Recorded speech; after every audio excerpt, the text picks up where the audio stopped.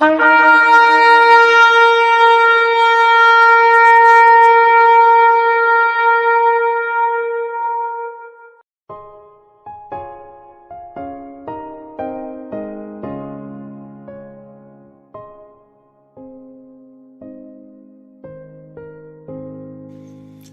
everyone. I want to once again comment on a bit on the situation in Israel, between Israel and its enemies, Hamas and Hezbollah, Houthis and others. It's ongoing, and I think it's going on longer than many had expected in the beginning. And the situation does not look good, to say the least. Now, in the past two Trumpet alerts, I spoke about Psalm 83 and Ezekiel 38. This is basically not so important ultimately, but there is this debate. And if one thing, one undesired effect of all this, if there is one, then it is that it divides Christians. And this is, of course, the worst we can allow to happen. We know the enemy's tactics: divide and conquer, scatter the sheep and devour the weak ones. So we should not allow this to happen. To come back to it again, because I hear and I read in the comments the same arguments over and over, we have to make a distinction between peoples and nations, as they are mentioned in the Bible. So peoples or people groups or ethnic groups is not the same as a nation. Many have said this cannot be Psalm 83 because Israel is at peace with Lebanon and with Egypt and with Jordan. At least there are officially peace treaties. But Lebanon, Egypt and Jordan are not mentioned in Psalm 83. And I've pointed out the other time as well, what are mentioned there are nations, are people groups that emanate from these nations and other nations. But the nations themselves are not mentioned. It doesn't say that there is war between Israel and Lebanon. But it says that certain groups, which we can now trace back to the geographical area, for example, of southern Lebanon or from Jordan, that these groups conspire together against Israel. And that is exactly what we see. Hezbollah is not the nation of Lebanon. Hezbollah is a group that operates from within Lebanon. So we have to make this separation. Psalm 83 is about peoples. There is one nation mentioned, and that is actually in verse 8, where it says Assur is also joined with them. Assur is Syria. And so this is the only nation mentioned, and that is interesting because it may link to Isaiah 17, the fulfillment of Isaiah 17, as I mentioned the other time. So that's actually, that's what I wanted to say about that. It should be clear, I would say. Another thing, scripture where I want to draw your attention to is Zechariah chapter 12. Now Zechariah, we went through Zechariah verse by verse a while ago, and you can find these videos. Zechariah, I dubbed it several times as the book of Revelation of the Old Testament.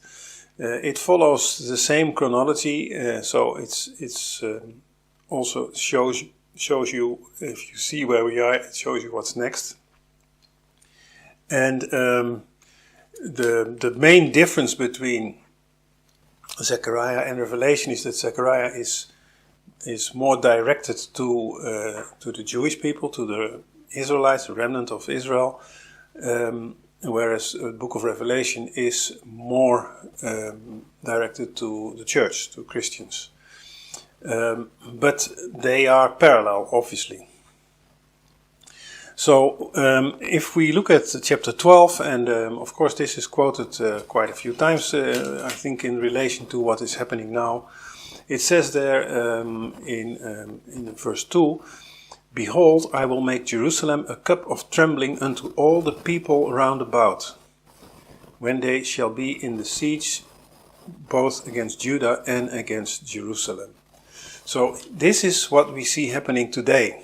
And it speaks here, again, make this distinction, it speaks about all the people around about. It's peoples, it's hamamim in Hebrew. These are people groups. Again, Hamas, Hezbollah, Fatah, Houthis, these are peoples.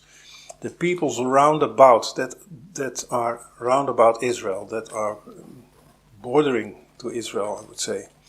That's what it speaks about. And Jerusalem will become a cup of trembling, or a cup of drunkenness. They are obsessed with it. And exactly that's what we see. It continues then in verse 3, "And in that day I will make Jerusalem a burdensome stone for all the people. All that burden themselves with it shall be cut in pieces, though all the people of the earth are be gathered together against it." Now, it's a bit of a pity that it's translated this way in King James. You will find in other translations, you will find that it doesn't say a burdensome stone for all people, but it will say for all nations. And that is exactly what it says. The Hebrew word there is goyim. These are the nations. So not only, as verse 2 says, are all the peoples that surround it against it. That's what we see. That's what's happening there on the ground. But on top of that, all the nations of the earth are against Israel, Jerusalem has become a burdensome stone for them. And this is what we see. We see different bodies convene, UN Security Council, there's this Arab Security Council, there was a Chinese initiative, so there are different groups, organizations of nations that are now, well, it's not just started now, but particularly now, burdened with this. And they all speak about the same thing. There should be a ceasefire, and there should be a two-state solution. And this is such an oxymoron, because two-state and solution, they don't go together. If that was a solution, then that would have been the status quo for many decades already. But everything that happens all the time proves that this is not a solution. Yet this is what they want to do, and they want to cut Jerusalem up, to divide it. And God says, well, you will be cut in pieces. And it also speaks in verse 3 about all the people of the earth gathered together against it. That too is what we see happening today, as we see all over the world. Pro-Palestinian protests, mainly. There are also pro-Israel protests, of course, or demonstrations. But the majority is actually pro-Palestinian. They are against Israel. They are against the way that Israel deals with this war, this conflict. This is Zechariah chapter 12. This is the time we live in today. This is what we see happening now. And if you would continue to read this chapter, you see that it speaks about the events that happened during the tribulation period. That is very interesting to say the least, because we believe in a pre-tribulation rapture. So if the next verses describe the events in the tribulation period, then we know that the rapture is very, very, very clear. The rapture is very near. And then in chapter 14 of Zechariah, it speaks about the second coming. It speaks again, by the way, about all the nations. In verse 2, chapter 14, it says, I will gather all nations. Here it's translated correctly. all nations against Jerusalem to battle. And we know this, of course, we find it in Revelation chapter 19, where all the nations come together when Jesus returns to earth. That's at the second coming, and that's what we often call the Battle of Armageddon. Armageddon in the Hebrew tongue. It continues indeed to say there in verses 3 and 4 of chapter 14, right after that, then shall the Lord go forth and fight against those nations. This is Revelation 19, verse 19, I think. And then his feet shall stand in that day upon the Mount of Olives. Here we have the second coming. So you see the chronology is consistent, but it also shows us where we are. Now, one other thing, last thing I want to say is that we see that many Christians are confused. Some say are unconditionally for Israel, pray for the peace of Israel, pray for Israel, bless Israel, and everything the IDF does is therefore okay. So they equate Israel, as the Bible mentions it, with the political nation of Israel today, and the IDF as part of that. This is a bit dangerous. It is not entirely true. Others say, no, what Israel is doing is inhumane and indiscriminate, and this cannot be God's people. This is not the real Israel. The real Israel is the church, and so they replace the real Israel with the church. This is also dangerous. We just read from Zechariah chapter 14 that Jesus will set his foot on the Mount of Olives. We read that it's Jerusalem that's the burdensome stone to all nations. We see also that those that try to divide Jerusalem will be cut into pieces by God. So it's still about physical Jerusalem and about the physical geographical area that we call Israel, that was once Canaan before Israel went in under leadership of Joshua. So how is this? Well, we see in the history of the Bible that God often was not well pleased with his people. We see it in the 40 years in the desert. God was not well pleased with them. We can read it in 1 Corinthians, we can read it in Acts chapter 7. We see also before the Babylonian captivity that God was not well pleased with his people. Actually, that's the reason why they went into captivity. And so there are many more instances, and often God calls them an adulterous people, and he calls them stiff-necked. And often God allows heathen nations to pour out his judgment upon Israel. We see that they be overtaken by the Syrians, by the Persians, by the Greeks, the Romans. So throughout Israel's history, this is what happens. And so why would it be different today? Why would it be different today?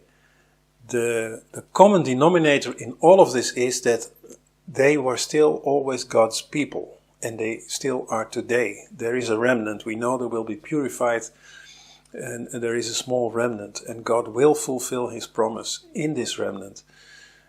Does that mean that we condone everything that's happening? No. Just as God was not well pleased with them, we should recognize also that there are things we cannot be pleased with. So how does it work? What is Israel? That's the question. And I'm not going to go into this now because I want to keep this short. But 4 years ago or so, I made a video called The Three Trees. And it speaks about three metaphors that are used in Scripture, both Old and New Testament, to describe Israel. And one is that of the olive tree, the other is that of the vine, and the other is that of the fig tree. So we have these three, and they all represent Israel, but all in a different way. And we should recognize this because it's a very important thing. I will leave a link to that video, which is also not so long, it's about 14 minutes or so. I will leave a link to that video here in the description and at the end of this video, so you can click right through. And I also want to ask you to share this video, but also the video about the 3 trees. It's important that we understand where we are, what's next, but also what's the deal with Israel. And so just to give you a short direction, the olive tree is the nation of Israel, the chosen people of God. That's basically more or less religious Israel, where I don't mean the Jewish religion per se, but religious in the sense God-fearing Israel. So it's the nation, the chosen people. That's the olive tree. The fig tree, which is very close related, is national or political Israel. It's the physical place. Yeah? When Jesus says in Matthew 24, now learn the parable of the fig tree, etc., he refers to the physical place. It doesn't mean that God necessarily likes what they're doing and likes the way that Israel came about in 1948 through the Zionist movement, but that's not the point. The point is that Jesus foretells that it will happen, and it did happen. That's what is the point. So the fig tree is national political Israel, the physical Israel. And then you have the vine. And the vine, of course, we read in John chapter 10. This is spiritual Israel. And so all three have a different meaning. So when we just say Israel, we have to understand in our mind what we mean. So again, check that video for more in-depth information about it. And please share this video and the video about the 3 trees. And I thank you for watching, and I will keep you updated when prompted to do so. Thank you.